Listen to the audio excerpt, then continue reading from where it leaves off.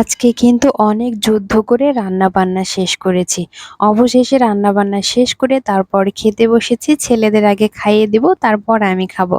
তো ওদের জন্য খাবার বেড়ে নিচ্ছি। হ্যালো ভিউয়ার্স, আসসালামু আলাইকুম। তোমরা সবাই কেমন আছো? আমি আলহামদুলিল্লাহ অনেক ভালো আছি। আমার মতো কে কে আছো যে প্রতিদিনই যুদ্ধ করে রান্না করতে হয়? চলো তাহলে দেখে নাও যে আমি কিভাবে যুদ্ধ করি আর রান্না করি। বেলা বাজে ১১টা, তো ছেলে ঘুমাতেই চাচ্ছিল না, আর ওকে ঘুম না পাড়িয়ে রান্না করাটা আমার জন্য অনেক কষ্টকর।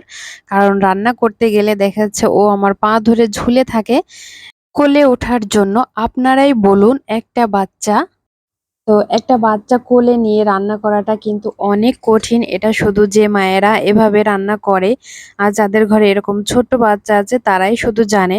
তো আমি ওকে অনেক কষ্টে যুদ্ধ করে মোটামুটি ঘুম পাড়িয়ে তারপর এসেছি রান্নাঘরে। রাইস কুকারে ভাত বসায় দিছি, আর একটা চুলায় দিয়েছি ডাল, আর একটা চুলায় এই তো মাংস বসায় দিচ্ছি। তো এখানে মাংসটা আমি প্রথমে একটু পানি দিয়ে তারপরে চুলায় দিয়েছিলাম যে একটু জাল হতে থাক, তারপরে আমি সব মশলা দিব। আসলে তাড়াহুড়া করে রান্না করলে যেরকম হয় আর কি। তারপরে এসে আমি এই যে সমস্ত সব মশলা দিয়ে দিচ্ছি, আদা রসুন জিরা হলুদ মরিচ সবকিছু আর কি দিয়ে দিচ্ছি, দিয়ে একটু ভালো করে নাড়াচাড়া করে দিব। আর এখানে কিন্তু আমি এখনো তেল দিইনি, একটু ভালো করে নাড়াচাড়া করে দেবো। আর পানির পরিমাণটা মনে হয় একটু বেশি হয়েছে। তো যাই হোক, কোনো সমস্যা নেই, এই পানিটা শুকাতে শুকাতে মাংসটা ভালোভাবে কষিয়ে নেব, আর মাংসটা ভালোভাবে সিদ্ধ হয়ে যাবে। আর মাংসটা খুব ভালোভাবে সিদ্ধ না হলে কিন্তু ছোট যে বাচ্চারা থাকে তারা কিন্তু খেতে পারে না। যদিও গরুর মাংসটা বাচ্চারা কমই খেতে পারে, মুরগির মাংসটা একটু নরম, এর জন্য মুরগির মাংসটা বাচ্চারা বেশি পছন্দ করে। তো সবকিছু দিয়ে আমি মাংসটা বসায় দিয়েছি, ওটাও হতে থাক। তারপরে এদিকে ভাতটাও প্রায় হয়ে আসছে। তো এখানে আমি উপর থেকে ২-৩টা কাঁচামরিচ দিয়ে দিয়েছি, আর কিছু দিয়ে দিলাম গাজর কুচি।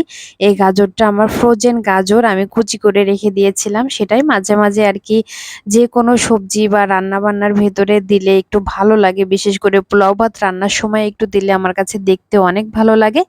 আর এদিকে ডালটাও সিদ্ধ হয়ে গেছে, ডালটা একটু আস্তে আস্তে ঘুটে দিব।